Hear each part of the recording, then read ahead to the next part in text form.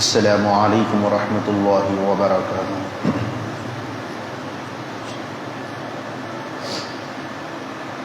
اعوذ باللہ من الشیطان الرجیم،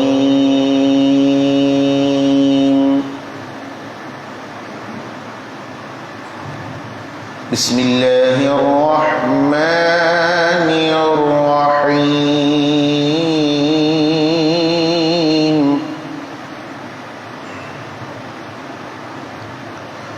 وَلَقَدْ كَتَبْنَا فِي الزَّبُورِ مِن بَعْدِ الذِّكْرِ أَنَّ الْأَرْضَ يَرِثُهَا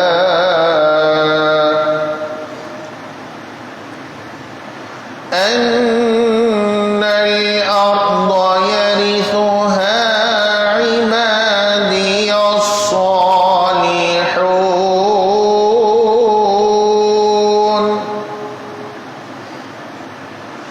إِنَّ فِي هَذَا لَبَلَاغًا لِقَوْمٍ عَابِدِينَ۔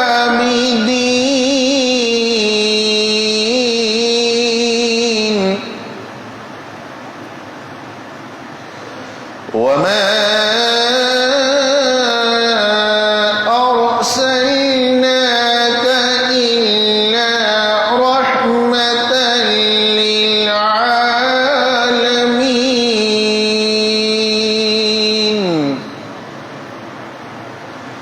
آمنت بالله صدق الله العظيم۔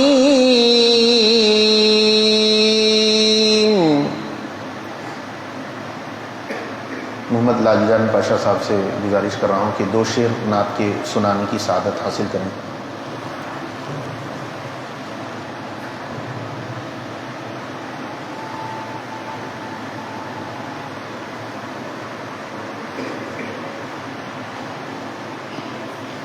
السلام علیکم ورحمۃ اللہ وبرکاتہ۔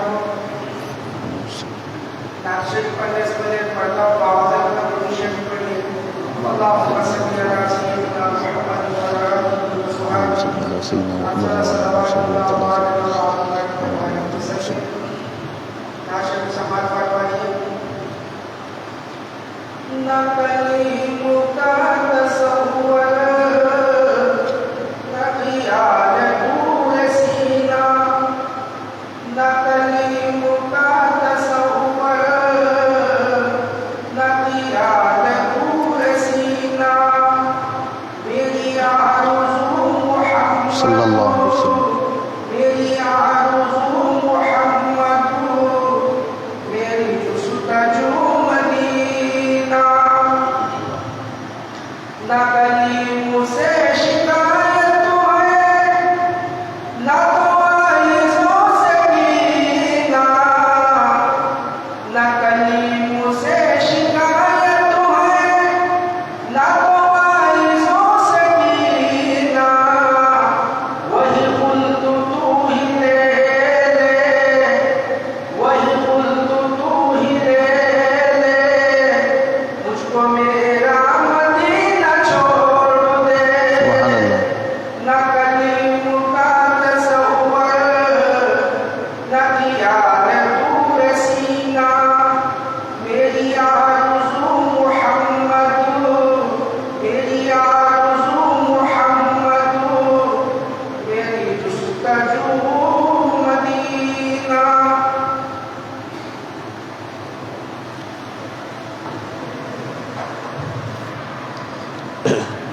اعوذ باللہ من الشیطان الرجیم، بسم اللہ الرحمن الرحیم۔ ان اللہ وملائکتہ یصلون علی النبی یا ایہا الذین آمنوا صلوا علیہ وسلموا تسلیما۔ اللهم صل على سيدنا محمد وعلى آله وصحبه أفضل صلواتك وعدد معلوماتك وبارك وسلم صدق اللہ العظیم وصدق رسوله النبی الامین الکریم ونحن على ذلك لمن الشاہدین والشاکرین والحمد للہ رب العالمین۔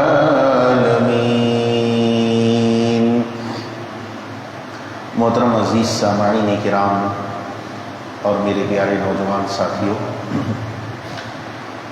قبل اس کے کہ کچھ گفت و شنید ہو، درس کا آغاز ہو، ایک اور مرتبہ ہم نبی پاک صلی اللہ علیہ وآلہ وسلم کی بارگاہ اقدس میں ہم سب مل کر نذرانہ عقیدت پیش کرنے پڑی۔ اللہم صلی علی سیدنا محمد وعلی آلہ وصحبہ افضل صلواتک وعدد معلوماتک وبارک وسلم۔ ماہ ربیع الاول شریف کی آمد ہے۔ اب بس 2 دن کے بعد انشاءاللہ یا 3 دن کے بعد اللہ نے چاہا تو ہم ربیع الاول شریف کے بابرکت مہینے میں داخل ہوں گے، تو اسی مناسبت سے بہتر اور مناسب یہی ہے کہ ہم درود پاک کے کیا فضائل ہیں اور درود پاک پڑھنے کے ہم کو کتنے فائدے ہیں، کہاں کہاں ہمیں درود پاک پڑھنی چاہیے، انشاءاللہ یہ تفصیلی گفتگو آپ کے سامنے کی جائے گی۔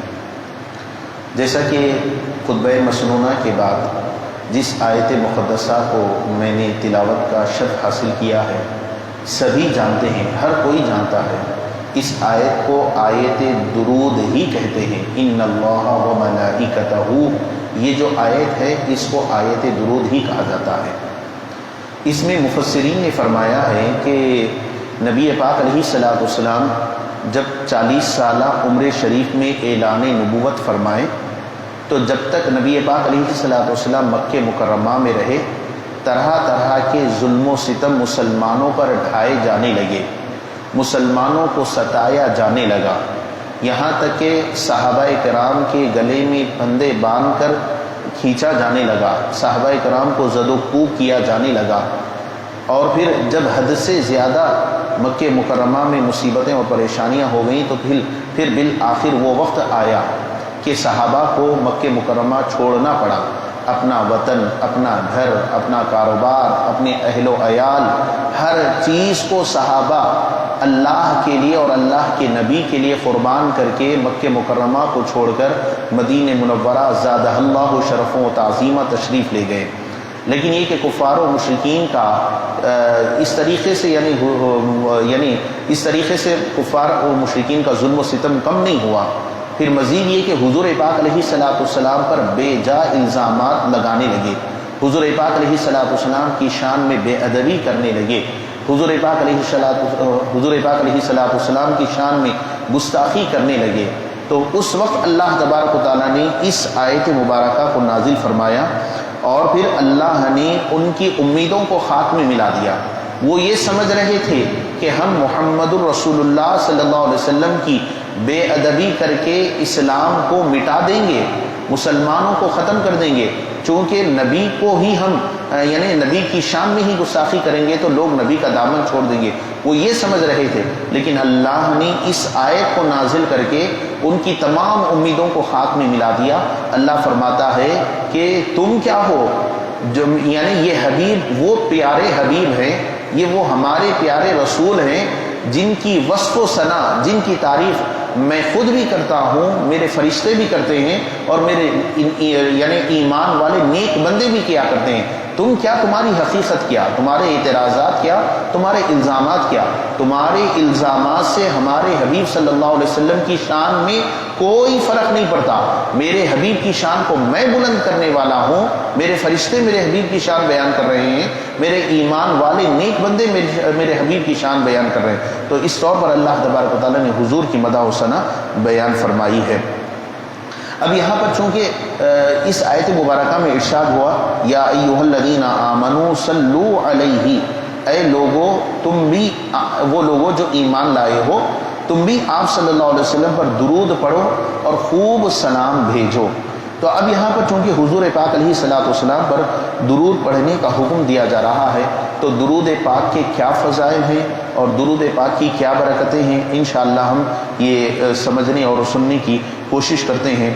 کہ نبی پاک علیہ الصلوۃ والسلام نے ارشاد فرمایا کہ قیامت کے دن مجھ سے سب سے زیادہ قریب وہ ہوگا جو تم میں سب سے زیادہ درود پڑھنے والا ہوگا۔ اب یہ حدیث سمجھنے کی ضرورت ہے۔ ہم دنیا میں بڑے لوگوں کے قریب ہونے کی کوشش کرتے ہیں۔ کسی کو اگر سیاست میں شوق ہو، پولیٹیکل میں شوق ہو، تو وہ مطلب ہے کہ مقامی یوں سمجھ لیجئے کہ قائدین کے قریب ہونے کی کوشش کرتا ہے، مقامی لیڈرز کے قریب ہونے کی کوشش کرتا ہے۔ کیوں؟ دنیاوی نعمتوں کو پانے کے لیے، دنیاوی مفاد کو پانے کے لیے کبھی ایم ایل اے کے قریب ہونے کی کوشش کرتا ہے، تو کبھی سی ایم کے قریب ہونے کی کوشش کرتا ہے، کبھی کسی اور کی۔ تو جس کو پولیٹیکل میں خواہش ہو وہ پولیٹیکل لیڈر سے قریب ہونے کی کوشش کرتا ہے، اور جس کو مالداروں سے خواہش ہو وہ مالداروں سے قریب ہونے کی کوشش کرتا ہے، جس کو علم سے خواہش ہو وہ علماء سے قریب ہونے کی کوشش کرتا ہے۔ تو بہرحال ہر آدمی کا اپنا اپنا ذوق ہے، لیکن اللہ تبارک و تعالیٰ نے اس کائنات میں سب سے بڑا مرتبہ اگر کسی کو عطا فرمایا تو وہ حضور پاک علیہ الصلوۃ والسلام کو عطا فرمایا۔ ہم دنیا میں جس کے بھی قریب ہوں گے چند دن کے لیے، وہ چند دن کے لیے ہے، چند دن میں وہ قربت اور وہ نزدیکی ختم ہو جائے گی، اور بسا اوقات تو ایسا ہو جاتا ہے کہ ہم جس کے لیے کوششیں کر رہے تھے وہ کہیں ہوگا، ہم کہیں ہوں گے، وہ کچھ اور کر رہا ہوگا، ہم کچھ اور کر رہے ہوں گے، لیکن میدان قیامت وہ میدان ہے جہاں پر آدم علیہ الصلوۃ والسلام سے لے کر قیامت تک آنے والے تمام لوگ وہاں پر موجود ہوں گے۔ اتنے سارے لوگوں کے مجمع میں میرے آقا صلی اللہ علیہ وسلم فرما رہے ہیں تم میں سے قریب وہ شخص ہوگا جو تمہیں مجھ پر کثرت سے درود پڑھنے والا ہوگا۔ تو اگر کوئی چاہتا ہے کہ نبی پاک علیہ الصلوۃ والسلام سے قریب ہو جائیں، اگر کوئی چاہتا ہے حضور پاک علیہ الصلوۃ والسلام سے ہم قریب ہو جائیں، اور یہ وہ قربت ہوگی جو جس کو کبھی مطلب ختم ہونا نہیں ہے، جس کو کبھی مطلب ہے کہ اینڈ ہونا نہیں ہے۔ حضور پاک علیہ الصلوۃ والسلام کی قربت بہت بڑی چیز ہے۔ جو اللہ کے نبی کے قریب ہو گیا اس پر اللہ تبارک و تعالیٰ کی کتنی رحمتوں کا نزول ہوتا ہوگا۔ اسی طریقے سے ایک اور حدیث شریف سماعت فرمائیں کہ حضرت ابی بن کعب رضی اللہ تعالی عنہ وہ حضور پاک علیہ الصلوۃ والسلام سے ایک مرتبہ عرض کرتے ہیں یا رسول اللہ صلی اللہ علیہ وسلم، میں کتنا وقت درود پڑھنے میں آپ پر درود پڑھنے میں کتنا وقت لگاؤں؟ جب بھی دعا کے لیے ہاتھ اٹھاؤں تو کتنا وقت آپ پر درود پاک پڑھوں؟ نبی پاک علیہ الصلوۃ والسلام نے ارشاد فرمایا کہ جتنا دل چاہے۔ میں نے عرض کیا کیا وقت کا چوتھا ہی حصہ، یعنی جتنا وقت میں دعا کرنے میں لگا رہا ہوں اس وقت کا 25% سمجھیے، چوتھا ہی حصہ آپ پر درود پاک پڑھنے میں لگاؤں؟ نبی رحمت صلی اللہ علیہ وسلم نے ارشاد فرمایا جتنا تیرا جی چاہے، اگر اس سے زیادہ پڑھے تو تیرے لیے بہتر ہے۔ حضرت ابی بن کعب رضی اللہ تعالیٰ عنہ عرض کرنے لگے یا رسول اللہ کیا نصف وقت یعنی آدھا وقت آپ پر درود پاک پڑھنے میں لگاؤں؟ نبی پاک علیہ الصلوۃ والسلام نے ارشاد فرمایا جتنا تیرا جی چاہے، اگر زیادہ کرے تو بہتر ہے۔ میں نے عرض کیا یا رسول اللہ صلی اللہ علیہ وسلم 2/3 یعنی درود پڑھنے میں وقت لگاؤں؟ نبی پاک علیہ الصلوۃ والسلام پھر ارشاد فرمائے جتنا تیرا جی چاہے، اگر زیادہ کرے تو افضل ہے۔ میں نے عرض کیا میں اپنا سارا وقت حضور پر درود شریف پڑھتا رہوں گا۔ جب حضور نے یہ فرمایا کہ جتنا زیادہ کر لو تمہارے لیے بہتر ہے، حضرت ابی بن کعب رضی اللہ تعالیٰ عنہ کہنے لگے یا رسول اللہ پورا وقت آپ پر ہی درود پڑھنے میں لگا دوں گا۔ تب نبی پاک علیہ الصلوۃ والسلام فرمائے یہ درود تیرے رنج و الم کو دور کرنے کے لیے کافی ہے اور تیرے سارے گناہ بخش دیے جائیں گے۔ کتنی بڑی برکت ہے۔ اور پھر ایک حدیث میں حضور صلی اللہ علیہ وسلم نے ارشاد فرمایا کہ حضور نے فرمایا تب اللہ تعالیٰ تیری دنیا اور آخرت کی مشکلیں آسان فرما دے گا۔ جتنا ہم حضور پر درود پڑھنے میں وقت لگائیں گے اللہ اتنی مشکلوں کو ہماری آسان فرما دے گا، اللہ تبارک و تعالیٰ دنیا کی بھی اور آخرت کی بھی۔ دیکھیے حضور کی حدیث ہے، حضور فرما رہے ہیں تمہاری مشکلیں دور ہو جائیں گی، لیکن آج ہم کو حضور صلی اللہ علیہ وسلم کی زبان اطہر سے کہی ہوئی بات پر اتنا یقین نہیں آتا، لیکن لوگوں کی سنی سنائی باتوں پر ہمیں بہت یقین آتا ہے۔ اور اس طریقے سے جعلی قسم کے جو مطلب ہے کہ بابا ہیں، جعلی قسم کے جو پیر لوگ ہیں، جو واقعی متقی پرہیزگار پیر ہیں، مرشد ہیں، وہ تو ہمارے سروں کا تاج ہیں، ہم تو ان کے پیروں کی خاک کے برابر بھی نہیں ہو سکتے۔ میں یہی عرض کر رہا ہوں، یعنی واقعی جو اولیاء کرام ہیں، متقی پرہیزگار ہیں اور پیران اعظام ہیں، وہ تو ہمارے سروں کا تاج ہے، میں یہ کہہ رہا ہوں، ہم ان کی خاک کے برابر بھی نہیں ہو سکتے. لیکن جن کو نہ شریعت کا علم ہے، نہ قرآن صحیح طریقے سے پڑھنے آتا ہے، نہ حدیث صحیح طریقے سے پڑھنے آتا ہے، نہ درود صحیح طریقے سے پڑھنے آتا ہے، جو نہ نماز کے پابند ہیں، جو نہ روزے کے پابند ہیں، ایسے جعلی قسم کے بابا بن بیٹھے ہیں اور وہ لوگوں کو کہہ رہے ہوتے ہیں کہ یہ کر دو یہ ہو جائے گا، وہ کر دو وہ ہو جائے گا. تو یہ جعلی قسم کے بے نمازی کے کہنے پر اتنا اعتماد ہے، یہ جعلی قسم کے روزہ نہ رہنے والے کی زبان پر تم کو اتنا بھروسہ آ گیا. اللہ کے پیارے نبی کہہ رہے ہیں تم اگر میرے اوپر درود پڑھنے میں اپنا وقت لگا دو گے تو تمہاری تمام تکلیفیں دور ہو جائیں گی. ذرا پڑھ کر تو دیکھو کیسے تکلیفیں دور ہوتی ہیں، اللہ کیسے پریشانیوں کو دور فرما دیتا ہے. یقین ہونا چاہیے میرے نبی کہہ دیے بس ہو کر رہے گا. میرے نبی کہہ دیے سورج مشرق سے نہیں مغرب سے طلوع ہو سکتا ہے. اب یہ رات ہے تو اللہ اگر چاہے تو یہ دن ہو سکتی ہے، کچھ بھی ہو سکتا ہے. نبی پاک علیہ الصلوۃ والسلام کی زبان مبارک سے نکلی ہوئی بات ہے تو یقیناً وہ ہو کر ہی رہے گی، ہو کر ہی رہے گی. نبی کہہ رہے ہیں کہ تمہاری تمام تکلیفیں دور ہو جائیں گی. تو ہمیں چاہیے کہ قرآن پر اعتماد رکھنا سیکھیں، حدیث پر اعتماد رکھنا سیکھیں، اور پھر صحابہ کرام کی باتوں پر، اور واقعی جو اولیاء کرام ہیں، جو متقی ہیں، پرہیزگار ہیں، ان کی باتوں پر بھی بالکل اعتماد کیا جا سکتا ہے. لیکن میں جو یعنی اس وقت مخالفت کی جو بات کر رہا ہوں، میں ان لوگوں کے حق میں جو بے نمازی ہو کر لوگوں کو بھٹکانے کی کوشش کر رہے ہیں، لوگوں کو اپنے دامے فریب میں پھانسنے کی کوشش کر رہے ہیں، ایسے لوگوں سے اپنے ایمان کو اور اپنی آبرو کو بچانا میرے لیے اور آپ کے لیے، سب کے لیے لازم اور ضروری ہے. تو بہرحال درود پاک پڑھنے کی بڑی فضیلتیں ہیں. اب یعنی درود پاک ہمیں کب کب پڑھنا چاہیے؟ دیکھیے درود پاک جو ہے بہت بڑی برکت والی چیز ہے. علماء نے لکھا ہے کہ جب کبھی بھی ہم کسی بھی سلسلے میں بات کرنے کے لیے 4 دوست جمع ہو جائیں، 4 ہو 3 ہو کچھ بھی ہو، دوستوں کی مجلس جمع ہو جائے، چاہے کسی بھی عنوان سے، دنیاوی بات کرنے کے لیے، کاروبار کی بات کرنے کے لیے، یا اور کوئی بھی بات کرنے کے لیے، کوئی بھی مجلس بیٹھے اس میں ضرور اللہ تبارک و تعالیٰ کی کچھ نہ کچھ تعریف کر لینا اور نبی پاک علیہ الصلوۃ والسلام پر درود پڑھنا چاہیے. چاہے گھر میں ہم اپنے اہل و عیال کے ساتھ بیٹھے ہوں، چاہے دوستوں کے ساتھ بیٹھے ہوں، چاہے مسجد کے مشورے کے لیے بیٹھے ہوں، چاہے محلے کے مشورے کے لیے بیٹھے ہوں، تو ہر بیٹھک میں یوں سمجھ لیجئے کہ اور آسان میں کر دیتا ہوں، ہر میٹنگ میں، چاہے وہ میٹنگ کوئی بھی ہو، ہر میٹنگ میں کم سے کم 1-2 مرتبہ اللہ تبارک و تعالیٰ کی تعریف والے کلمات، جیسے سبحان اللہ والحمد للہ لا حول ولا قوت الا باللہ، یہ اللہ کی تعریف والے کلمات ہیں. اور پھر ضرور بضرور کم سے کم 1-2-3 مرتبہ ہی صحیح ہر میٹنگ میں، ہر بیٹھک میں درود پڑھ لینا چاہیے، درود پڑھ لینا چاہیے. اس کا فائدہ کیا ہوگا کہ اگر ہم بیٹھک میں نہ اللہ کی تعریف کریں نہ نبی پر درود بھیجے تو پھر کیا ہوگا؟ یعنی حدیث مبارک میں آتا ہے کہ وہ مجلس قیامت کے دن ان کے لیے وبال ہوگی ان کے لیے. اب اللہ کی مرضی ہے، چاہے تو عذاب دے، چاہے تو معاف فرما دے. لیکن اگر ہم ہر بیٹھک میں اللہ کی تعریف اور نبی پر درود پڑھ لیں گے تو انشاءاللہ اس درود کی برکت سے بیٹھک میں کچھ ایسی ویسی باتیں بھی اگر ہو گئیں تو اللہ تعالیٰ معاف فرما دے گا. تو یہ ایک بات ضرور آج کے درس کے تعلق سے یاد رکھ لیجئے کہ جب کبھی بھی کوئی بھی بیٹھک ہماری ہو، کاروبار کے تعلق سے میٹنگیں کر لیتے ہیں اور محلے کے تعلق سے میٹنگیں کر لیتے ہیں، ہر میٹنگ میں ضرور ہم نبی پر کم سے کم 1-2 مرتبہ درود پڑھیں گے، اللہ کی تعریف کریں گے. یہ ایک بات ہو گئی.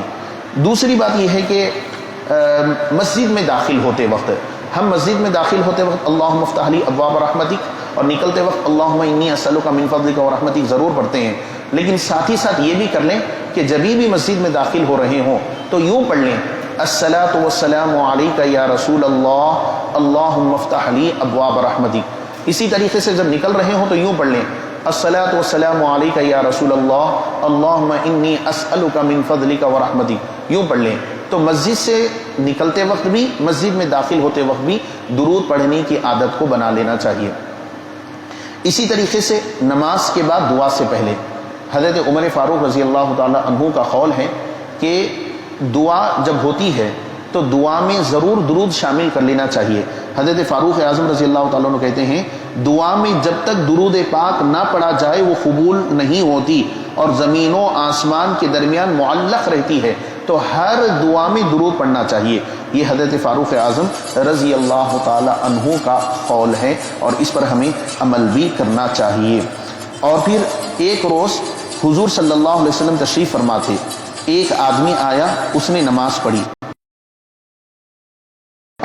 اللہ کی حمد و ثنا کرو اور مجھ پر درود پڑھو، پھر دعا مانگو۔ حضور کیا فرما رہے ہیں؟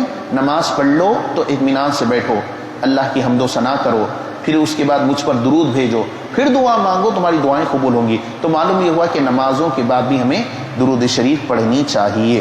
اور اسی طریقے سے جب کبھی بھی حضور صلی اللہ علیہ وسلم کا نام مبارک آئے اس وقت بھی درود شریف پڑھنا چاہیے۔ جیسے ابھی میں آپ کے سامنے بیان کر رہا ہوں، جب جب میری زبان پر حضور کا نام آ جائے صلی اللہ علیہ وسلم، میں بھی کہوں گا اور آپ بھی کہیں گے صلی اللہ علیہ وسلم۔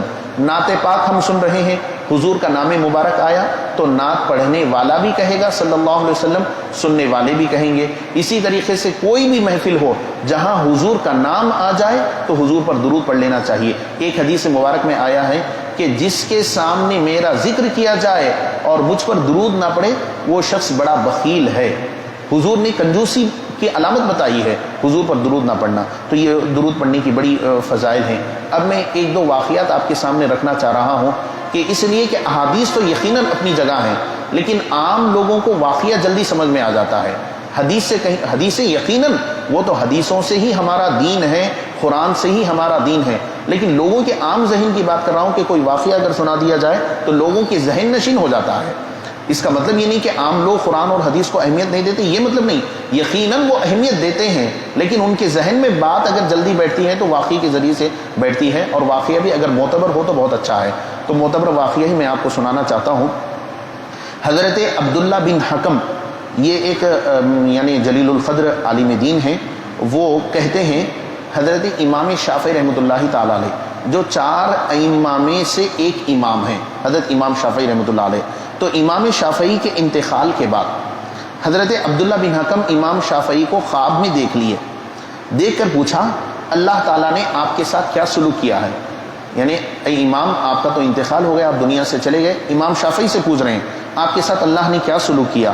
تو امام شافعی رحمۃ اللہ علیہ فرمانے لگے میرے رب نے مجھ پر رحم فرمایا، نمبر 1 پہلا انعام، مجھے بخش دیا، دوسرا انعام مجھے دلہن کی طرح آراستہ کر کے جنت میں بھیجا گیا، یہ تیسرا انعام، مجھ پر جنت کے پھول نچھاور کیے گئے جس طرح دلہن پر درہم و دینار نچھاور کیے جاتے ہیں، یہ چوتھا انعام۔ اتنے انعامات ہوئے امام شافعی پر۔ امام شافعی پر اللہ نے رحم فرمایا، ان کی اللہ تبارک و تعالیٰ نے بخشش فرما دیا، ان کو دلہن کی طرح آراستہ کر کے جنت میں بھیجا دیا گیا، ان پر یعنی پھولوں کو نچھاور کیا جانے لگا۔ تو حضرت عبداللہ بن حکم پوچھنے لگے اے امام شافعی، یہ عزت افزائی کی وجہ کیا ہے؟ اتنے انعامات جو آپ کو ملے ہیں، آخر اس کی وجہ کیا ہے؟ امام شافعی رحمۃ اللہ تعالیٰ علیہ کہنے لگے میں ایک کتاب لکھا ہوں، اس کتاب کا نام ہے الرسالہ، تو میں نے اس کتاب میں حضور صلی اللہ علیہ وسلم پر درود لکھا ہے، اس کا یہ اجر ہے۔ تو حضرت عبداللہ بن حکم پوچھنے لگے وہ خاص درود شریف کیا ہے؟ امام شافعی رحمۃ اللہ تعالیٰ علیہ فرمانے لگے وصلی اللہ علی محمد صلی اللہ علیہ وسلم عدد ما ذکرہ الذاکرون وعدد ما غفل عن ذکرہ الغافلون۔ بہرحال یہ درود ہے، تو امام شافعی اپنی کتاب میں درود لکھے تو یہ درود ان کو کام آ گیا، اور جنت میں اللہ تبارک و تعالیٰ نے ان کو یعنی بڑے اعزاز کے ساتھ روانہ فرمایا۔ معلوم یہ ہوا کہ درود کی بڑی برکتیں ہیں۔ اسی طریقے سے ایک اور واقعہ میں آپ کے سامنے سنانا چاہتا ہوں۔ اس واقعے کو حضرت محدث دکن سیدی عبداللہ شاہ صاحب قبلہ علیہ رحمت و رضوان، جو شاگرد ہیں حضرت شیخ الاسلام امام انوار اللہ فاروقی علیہ رحمت و رضوان کے، اور ہمارے دکن کے مایہ ناز اولیاء کرام میں آپ کا شمار ہوتا ہے حضرت محدث دکن کا، اور علم حدیث میں بڑی خدمت حضرت محدث دکن کی ہے زجاجۃ المصابیح کے نام سے، اور بہت ہی جانی مانی شخصیت، بہت ہی متقی پرہیزگار شخصیت۔ محدث دکن کو کون نہیں جانتا؟ ہر ایک جانتا ہے، آپ کی تقوی اور آپ کی پرہیزگاری سے ہر ایک واقف ہے۔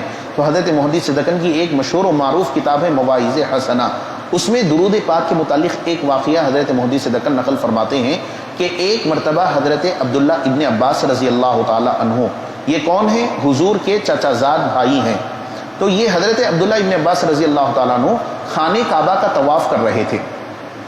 طواف کرتے وقت میں ایک شخص کو دیکھ لیے کہ وہ شخص خدم خدم پر درود ہی پڑھ رہا ہے، خدم خدم پر درود پڑھ رہا ہے. حضرت عبداللہ ابن عباس رضی اللہ تعالیٰ عنہ اس آدمی کو روک کر پوچھنے لگے کہ اے فلاں تو کون ہے؟ یہ خدم خدم پر درود ہی پڑھتے چلے جا رہا ہے، کیا تیرے پاس کوئی اور تسبیح، کوئی اور تحلیل نہیں ہے؟ یعنی کوئی سبحان اللہ، الحمدللہ یا لا الہ الا اللہ، کوئی ایسے کلمات تجھے نہیں معلوم ہے؟ خدم خدم پر درود ہی پڑھتے جا رہا ہے. تو وہ آدمی کہنے لگا اللہ آپ پر رحم کرے، آپ ہیں کون؟ وہ آدمی پلٹ کر کوشچن کرنے لگا آپ ہیں کون جو مجھ سے پوچھ رہے ہیں؟ تو حضرت عبداللہ ابن عباس کہنے لگے میں عبداللہ ابن عباس ہوں، تمہارے نبی کے چچا کا بیٹا ہوں. تو اس طریقے سے تو وہ آدمی کہنے لگا اگر آپ اقتائے زمانہ نہ ہوتے، یعنی زمانے کے مشہور و معروف آدمی نہ ہوتے، چونکہ آپ میرے نبی کے چچا کے بیٹے ہیں، لہٰذا میں آپ کے سامنے راز کو راز میں نہیں رکھ سکتا، آپ کے سامنے تو بات مجھے کرنا ہی پڑے گا، آپ کے سامنے میرا راز کیا ہے بتانا ہی پڑے گا. تو اس کے بعد وہ آدمی کہنے لگا واقعہ یہ ہے کہ میں خدم خدم پر درود کیوں پڑھ رہا ہوں، ذرا سن لیجئے. واقعہ یہ ہے کہ میں اپنے والد محترم کے ساتھ حج کو نکلا تھا اور راستے میں میرے والد کا انتقال ہو گیا. جب انتقال ہو گیا تو میرے والد کا چہرہ سیاہ ہو گیا، کالا ہو گیا. جب میرے والد کا چہرہ کالا ہو گیا تو میں اپنے والد کے چہرے پر ایک چادر اڑا دیا اور پھر کچھ دیر کے بعد مجھے نیند لگ گئی. اور پھر جب نیند لگی تو خواب میں کیا دیکھتا ہوں کہ ایک نورانی شخصیت تشریف لائے ہوئے ہیں، اتنے خوبصورت ہیں کہ آج تک ان جیسا خوبصورت میں نے کسی کو نہیں دیکھا. اتنے خوبصورت شخص ہیں، اتنی نورانی شخصیت والے شخص ہیں جو میرے خواب میں تشریف لائے. میں کیا دیکھ رہا ہوں کہ میرے والد کے چہرے پر سے کپڑا ہٹائے اور اپنا ہاتھ میرے والد کے چہرے پر پھیر رہے ہیں، میرے والد کے چہرے پر پھیر رہے ہیں. جیسے ہی انہوں نے میرے والد کے چہرے پر ہاتھ پھیرا، میرے والد کا چہرہ جو کالا ہو گیا تھا وہ روشن ہو گیا، چمکنے لگ گیا، چمکنے لگ گیا. اس کے بعد وہ نورانی شخصیت جانے لگے، اس کے بعد وہ خوبصورت شخص جانے لگے. میں ان کا دامن پکڑ لیا، دامن پکڑ کر پوچھنے لگا اے خوبصورت شخصیت والے آپ ہیں کون؟ تو کہنے لگے، وہ پلٹ کر مجھ سے کہنے لگے میں محمد ابن عبداللہ محمد عربی صلی اللہ علیہ وسلم ہوں. تو میں اس لیے آیا ہوں کہ تمہارے والد زندگی میں مجھ پر کثرت سے درود پڑا کرتے تھے، آج جب کہ ان کی موت واقع ہو گئی ہے، وہ مصیبت میں پھنس گئے ہیں، تو میں ان کی مصیبت کو دور کرنے کے لیے آیا ہوں. اور میں نے اپنا ہاتھ ان کے چہرے پر پھیر دیا ہے. اور پھر نبی پاک علیہ الصلوۃ والسلام خواب میں کہنے لگے کہ ہم ہر اس شخص کی مدد کرتے ہیں جو ہم پر کثرت سے درود پڑتا ہے. اگر چاہتے ہیں آپ کو نبی کی مدد چاہیے تو کثرت سے درود پڑھنا آج ہی سے شروع کر دیجئے. اگر آپ چاہتے ہیں نبی آپ کی مدد کریں تو کثرت سے درود پڑھتے رہیے، تو انشاءاللہ ضرور بضرور اللہ کے نبی صلی اللہ علیہ وسلم ہماری مدد فرمائیں گے. تو پھر وہ آدمی حضرت عبداللہ ابن عباس سے کہنے لگا بس یہی وجہ ہے کہ میں قدم قدم پر درود ہی پڑھتا ہوں، یہی وجہ ہے، میں طواف کر رہا ہوں، خانہ کعبہ کے پاس ہوں، لیکن قدم قدم پر درود پڑھتا ہوں. یہ واقعہ کوئی مطلب یوں نہ سمجھیے کہ کوئی غیر معتبر عالم نے بیان کیا، نہیں، پہلے ہی میں حوالہ دے چکا ہوں. محدث دکن جیسی شخصیت اور علم حدیث میں جن کو بڑی مہارت ہے اور کثیر احادیث پر جن کی نظر ہے اور قرآن کی آیات پر جن کی نظر ہے، یہ ایسی ویسی باتوں سے مطلب کلام نہیں کیا کرتے، تو وہ محدث دکن نے اس کو اپنی کتاب میں نقل فرمایا ہے. اس واقعے کو میں آپ کے سامنے رکھا ہوں. تو بہرحال درود پاک پڑھنا اتنی فضیلت کا سبب ہے کہ اگر کثرت سے ہم درود پاک پڑھتے رہیں تو یقیناً اللہ تبارک و تعالیٰ بہت کچھ نوازے گا. لیکن یہ یاد رکھیے، اس کا مطلب میں ہرگز یہ نہیں بتانا چاہ رہا ہوں کہ آپ فرائض کو چھوڑ کر کوئی آدمی فجر، ظہر، عصر، مغرب، عشاء کوئی فرض نماز نہیں پڑھتا، صرف درود پاک ہی پڑھتا رہوں گا، ایسا نہیں ہے. فرائض کے ساتھ ساتھ یہ بھی کرنا ہے. فرائض کے ساتھ ساتھ کسی حدیث میں یا کسی یعنی اور بیان میں یہ تعلیم ہم کو نہیں دی گئی ہے کہ تم فرائض کو چھوڑ کر صرف درود پاک پڑھتے رہو، یہ نہیں. فرائض کے ساتھ ساتھ درود پاک بھی اگر پڑھتے رہیں گے یقیناً درود پاک بہت کام آنے والی چیز ہے. میدان قیامت میں حوض کوثر پر بہت سارے ایسے لوگ آئیں گے جن کو درود پاک پڑھنے کی وجہ سے آب کوثر ان کو پلایا جا رہا ہوگا، جام کوثر ان کو دیا جا رہا ہوگا. تو آج ہم بے تحاشا وقت کو ضائع کر رہے ہوتے ہیں، سوشل میڈیا پر بیٹھ گئے گھنٹوں ضائع کر دیتے ہیں۔ اگر ہم درود پڑھ لیں، ایک مرتبہ اگر درود پڑھ لیں تو اللہ تبارک و تعالیٰ 10 مرتبہ رحمت نازل فرماتا ہے، 10 اللہ تبارک و تعالیٰ اس کے گناہوں کو معاف فرما دیتا ہے، اس کے درجات کو بلند فرما دیتا ہے۔ ہم جب تک درود پڑھتے رہیں گے فرشتے ہمارے حق میں مغفرت کی دعا کرتے رہیں گے۔ اب ہم کو اختیار دیا گیا ہے کہ اگر فرشتوں کی دعا چاہتے ہیں تو درود کی کثرت کرتے رہنی چاہیے۔ مغفرت کی دعا بڑی اہم ہے۔ اگر فرشتے ہمارے حق میں مغفرت کی دعا کر رہے ہوں، وہ دعا اللہ کی بارگاہ میں قبول ہو جائے تو انشاءاللہ موت کے بعد ہماری خبر کی منزل بھی آسان ہوگی، حشر کی منزل بھی آسان ہوگی۔ تو بہرحال درود اتنی بابرکت چیز ہے۔ ساتھ ہی ساتھ یہاں پر یہ بھی بیان فرمایا گیا، صلو علیہ وسلموا تسلیما، اور خوب سلام بھیجو۔ سلام بھیجنے میں یہی ہے کہ ایک تو ہے کہ ہم نماز میں التحیات میں السلام علیکہ ایھا النبی ورحمۃ اللہ وبرکاتہ یہ تو کہتے ہی ہیں، لیکن اس کے علاوہ بھی سلام، خوب سلام بھیجو اللہ تبارک و تعالیٰ کا بیان ہے۔ تو ہمیں چاہیے کہ کثرت سے حضور پاک علیہ الصلوۃ والسلام پر صلاۃ والسلام بھی ہمیں عرض کرنی چاہیے، جیسے کہ فجر کے بعد مساجد میں معمول ہوتا ہے، جمعہ کے بعد معمول ہوتا ہے، مجلسوں کے بعد جلسوں کے بعد معمول ہوتا ہے حضور پاک علیہ الصلوۃ والسلام پر صلاۃ والسلام پڑھنا۔ تو اس کی دلیل کیا ہے؟ دلیل یہیں پر ہے کہ وسلموا تسلیما، خوب سلام بھیجو، اللہ تبارک و تعالیٰ نے خود ارشاد فرمایا۔ اب اگر کسی کے ذہن میں یہ سوال آئے کہ سلام کھڑے ہو کر پڑھنا چاہیے یا بیٹھ کر پڑھنا چاہیے، تو اس بارے میں بانی جامعہ حضرت شیخ الاسلام انوار اللہ فاروقی علیہ رحمت و رضوان کی بات میں آپ کے سامنے سنا دیتا ہوں۔ حضرت شیخ الاسلام فرماتے ہیں کہ جب اللہ نے یہاں پر کوئی قید نہیں لگائی، اللہ صرف فرما دیا کہ خوب سلام بھیجو، اللہ نے یہ نہیں کہا کہ بیٹھ کر بھیجو، کھڑے ہو کر بھیجو۔ اب ہم کو قید لگانے کی ضرورت نہیں، جس انداز میں چاہے حضور پاک علیہ الصلوۃ والسلام پر صلاۃ والسلام عرض کر سکتے ہیں۔ جیسے کہ نماز میں ہم بیٹھ کر کرتے ہیں تو نماز کے بعد کھڑے ہو کر کریں، اس میں کوئی حرج کی بات نہیں ہے۔ اور ایک بات ضرور یاد رکھ لیجئے، سلام میں بہت بڑا فائدہ یہ ہے، سلام میں بہت بڑا فائدہ یہ ہے کہ ہم الصلاۃ والسلام علیکہ یا رسول اللہ اگر کہیں، السلام علیکہ یا رسول اللہ اگر کہیں، ہم سلام کر رہے ہیں، ظاہر سی بات ہے کہ نبی کی بارگاہ سے جواب آتا ہی ہوگا۔ اگر پوری زندگی میں ایک مرتبہ بھی نبی کی طرف سے جواب آ گیا، سلام کا معنی کیا ہے؟ سلامتی ہو۔ ایک مرتبہ بھی اگر حضور ہمارے سلام کا جواب دے دیں، سمجھ جائیے کہ دنیا اور آخرت کامیاب۔ تو جب کبھی بھی سلام میں ٹھہریں تو اسی نیت سے ٹھہریں کہ شاید ہو سکتا ہے کہ اس وقت کا سلام آقا قبول کر لیں۔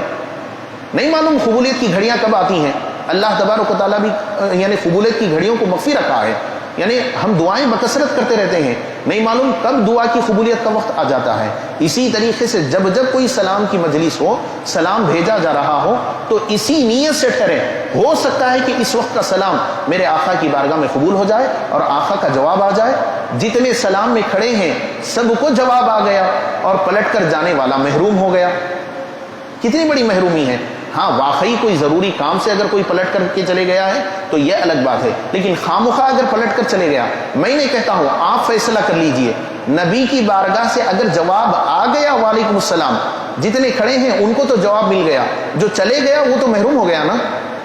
تو لہٰذا اس محرومی سے بچنے کے لیے جب سلام کی مجلس ہو، یہی امید لگا کر کے کھڑے ہو جائیں کہ شاید ہو سکتا ہے کہ میرا سلام آقا کی بارگاہ میں قبول ہو جائے۔ چونکہ ربیع الاول شریف قریب ہے، اسی مناسبت سے ہم آپ کے سامنے یہ چیزیں عرض کیے ہیں۔ اب یہاں پر اتنا ضرور میں عرض کرنا چاہوں گا کہ ربیع الاول شریف کا موقع ہے، کثرت سے درود شریف کا اہتمام کریں، صلاۃ و سلام کا اہتمام کریں، نعت خوانی کا اہتمام کریں، لیکن یہ کہ فرائض کا خیال کرتے ہوئے اتنی دیر نہیں لگا دینا کہ فرائض میں کوتاہی ہو جائے، ایسا نہیں۔ میں بارہا کہتا رہتا ہوں کہ نعتیہ مجلس سے منعقد کریں، یقیناً منعقد کریں، عشق رسول صلی اللہ علیہ وسلم کا ایک ذریعہ ضرور ہے، لیکن یہ کہ اتنی دیر کر دینا کہ صبح فجر کی نماز ضائع ہو جائے، ایسا بالکل بھی نہ کریں، بلکہ فرائض کے ساتھ ساتھ نعت خوانی کا، صلاۃ و سلام کا اور تناول طعام کا، تبرک کا، جلسوں کا اہتمام کریں تو انشاءاللہ، اور جو چیز بھی کریں شریعت کے دائرے میں رہ کر کریں، علماء سے پوچھ کے کریں کہ اس طریقے سے ہم کرنا چاہ رہے ہیں، ہم کیسے کریں، کیا کریں،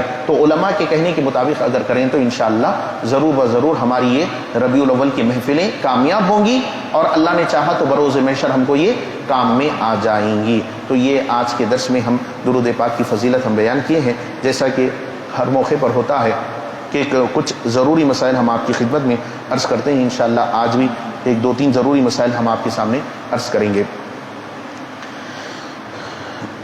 نماز کے تعلق سے کئی باتیں آپ کے سامنے ہم بتائے ہیں. ایک بات یہ سماعت فرمائیے کہ نماز کن چیزوں سے ٹوٹتی ہے، نماز ٹوٹنے میں کون سی چیزیں ہیں جو نماز کو توڑ دیتی ہیں. تو پہلی چیز ہے نماز میں کلام کرنا. کوئی آدمی نماز پڑھتے پڑھتے کلام کیا تو اس کی نماز ٹوٹ جائے گی. کلام کرنے سے مراد بات کرنا. اب بات کرنا بھول کر بات کرے یا مدن بات کرے یا نیند میں بات کرے یا بیداری میں بات کرے، کسی حالت میں بھی نماز پڑھنے کی حالت میں بات کرے تو نماز ٹوٹ جائے گی. اور بات کرنا کس کو کہیں گے؟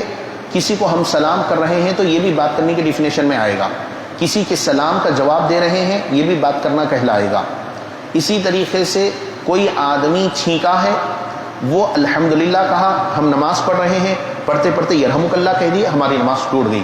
ہاں یہ مسئلہ ہے کہ نماز پڑھ رہے ہیں، مجھے خود چھینک آ گئی اور چھینک آ گئی، میں الحمدللہ کہا ہوں، اور پھر کہنے کے بعد میں اپنی چھینک پر یرحمک اللہ کہا ہوں، اپنی چھینک پر، تو نمازی اپنی چھینک پر یرحمک اللہ کہے تو اس سے نماز نہیں ٹوٹتی. دوسرے کی چھینک پر یرحمک اللہ کہے گا تو اس سے نماز ٹوٹ جائے گی. اسی طریقے سے ہم نماز پڑھ رہے ہیں، کوئی آ کر کے ہمیں کوئی بری خبر سنا دیا، کوئی بھی ایسی بری خبر، یا جیسے کہ مثال کے طور پر کسی کے ہلاک ہونے کی، کسی کے انتقال ہونے کی خبر سنا دیا، تو ہم نماز پڑھ رہے ہیں، آ کر وہ دوسروں کو سنا رہا ہے. ہم نماز پڑھتے پڑھتے انا للہ و انا الیہ راجعون پڑھ لیے، اگرچہ کہ انا للہ و انا الیہ راجعون یہ قرآن کی آیت کا حصہ ہے. اب آپ کہیں گے کہ قرآن کی آیت کا حصہ پڑھے تو نماز کیسے ٹوٹ جائے گی؟ یہاں پر قرآن کی تلاوت کی نیت سے نہیں پڑھے، ہم اس کو جواب دینے کی نیت سے پڑھیں گے، اس لیے نماز ٹوٹ جائے گی، نماز ٹوٹ جائے گی. اسی طریقے سے جیسے کہ بڑے لوگوں کو یا جو لوگ یعنی بیمار ہیں، ایسے لوگوں کو کوئی درد ہوتا ہے، کوئی کمر میں درد، گھٹنوں میں درد، ایسے کوئی درد ہوتے ہیں جس کی وجہ سے آہ یا اوہ یا اف کہہ رہے ہیں، تو اگر بے اختیار اگر نکل گیا ہے تو اس سے نماز نہیں ٹوٹے گی. لیکن درد کی وجہ سے آہ اوہ عمدن کہہ رہے ہیں تو پھر اس سے نماز فاسد ہو جائے گی. اسی طریقے سے بہت سارے لوگ نماز میں کھانستے رہتے ہیں، اگر واقعی عذر ہے، واقعی ان کو نزلہ زکام ہو گیا ہے، کھانسی ہو گئی ہے، کھانس رہے ہیں تو اس سے تو نماز نہیں ٹوٹے گی. لیکن عمدن اوہ اوہ کر رہے ہیں، اوہ اوہ، اس طریقے سے اگر دو حروف بھی اگر ہو گئے اوہ اوہ اور بلا وجہ تھے وہ، تو پھر اس سے نماز ٹوٹ جائے گی. کوئی عذر ہو، جیسے بسا اوقات ہوتا ہے، جیسے ہم کو بھی ہوتا ہے، بسا اوقات ہم نماز پڑھ رہے ہوتے ہیں اور نماز میں ہم قرآن پڑھ رہے ہوتے ہیں، قرات کر رہے ہوتے ہیں، کرتے کرتے کبھی گلے میں خراش آ جاتی ہے، تو گلے کو صاف کرنے کے لیے کبھی ہم کو بھی کھانسنا پڑتا ہے. تو اس طریقے سے امام ہے وہ اپنی آواز کو صاف کرنے کے لیے کھانس رہا ہے تو اس سے نماز نہیں ٹوٹے گی. یہاں پر جو کھانسنا کہا گیا ہے، بلا وجہ کھانسیں گے تو نماز ٹوٹ جائے گی. بلا وجہ اگر واقعی اگر کوئی یعنی عذر ہے، واقعی اگر کوئی بیماری ہے تو اس سے نماز نہیں ٹوٹے گی. اسی طریقے سے قرآن مجید دیکھ کر پڑھنا. نماز کی حالت میں امام اعظم ابو حنیفہ رحمۃ اللہ علیہ کے پاس قرآن کو زبانی پڑھنا ہے، دیکھ کر پڑھنا نہیں ہے. کوئی آدمی قرآن مجید کو دیکھ کر پڑھ رہا ہے تو اس سے بھی نماز فاسد ہو جائے گی. اسی طریقے سے قرآن مجید کو غلط انداز میں پڑھنا، اس طرح کے معنی بگڑ جائیں. اور جو لوگ تھوڑا بہت تجوید سے واقف ہیں، جیسے کہ حروف مدہ، یعنی حروف مدہ کس کو کہتے ہیں، وہاں پر جیسے کہ کھینچنا پڑتا ہے. کتنا کھینچنا ہے؟ جیسے با الف زبر با ہے، کھینچنا ہے تو 2 سیکنڈ کے برابر 2 حرکت اس کو کہتے ہیں. تو وہ جو حرکتیں ہیں، وہ جو مقدار رکھی گئی ہے، اس مقدار سے اگر زیادہ بھی اگر کھینچ رہے ہوں تو پھر اس میں بھی نماز کے فاسد ہونے کا حکم لگایا گیا ہے. تو لہٰذا جہاں کھینچنا ہے، ہم کو علماء تجوید نے، تجوید کے جو علماء ہیں وہ جتنا بتائے ہیں اتنا کھینچے تو بہتر ہے، اتنا کھینچے تو بہتر ہے. تو ظاہر سی بات ہے کہ اس کے لیے پریکٹس ضروری ہے. کسی عالم کے پاس، کسی اچھے قرآن پڑھنے والے کے پاس بیٹھ کر اپنے قرآن کا درست کروا لینا ضروری ہے. بہرحال ضرورت کے حد تک تجوید کا سیکھنا لازم اور ضروری ہے. اسی کے ساتھ ساتھ ایک اور مسئلہ یہ بھی سماعت فرما لیجئے کہ ہم جیب میں دستی وغیرہ رکھتے ہیں، تو یہ مسئلہ سماعت فرما لیجئے کہ دستی سے کبھی ہم چہرہ بھی پوچھتے ہیں، سردی ہو جانے کی وجہ سے کبھی ناک بھی صاف کرتے ہیں دستی سے. تو ایسی دستی جس سے ہم، ایسی دستی کا کوئی جس سے ہم ناک صاف کر رہے ہوں، چہرہ صاف کر رہے ہوں، اس دستی کا جیب میں رکھ کر نماز پڑھنا مکروہ ہے.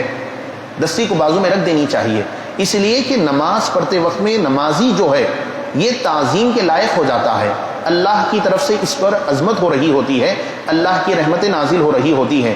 تو جب رحمتیں نازل ہو رہی ہوں تو ایسا کپڑا جس کو ہم ناک منہ صاف کرنے کے لیے رکھے ہوں اس کو ہم جیب میں رکھے ہوں اور اللہ کی رحمتیں اسی حال میں نازل ہو رہے ہیں تو یہ مناسب عمل نہیں ہے. اسی لیے فتاوی نظامیہ جو جامع نظامیہ کی فتاوی کی کتاب ہے اس میں یہ بات لکھی گئی ہے کہ جس دستی سے آپ چہرہ صاف کر رہے ہوں یا ناک صاف کر رہے ہوں اس دستی کو بازو میں رکھ کر ہی آپ نماز پڑھیں گے, یہ بہتر ہے. اگر کوئی رکھ لے کر پڑھ لیا نماز ہو جائے گی لیکن کراہت ہے.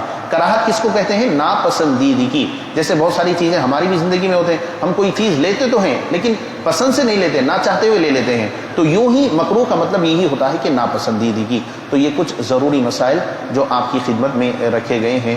انشاءاللہ اور کچھ مسائل ہم بیان کریں گے لیکن اگلے درس میں اللہ رب العزت سے دست بدعا ہیں کہ اللہ تبارک و تعالی ہمارے بیٹھنے سننے کو اپنی بارگاہ میں قبول و منظور فرمائیں. جو کچھ سن رہے ہیں, جو کچھ کہہ رہے ہیں, پہلے کہنے والے کو پھر سننے والوں کو اللہ عمل کی توفیق عطا فرمائیں. آمین. وآخر دعوانا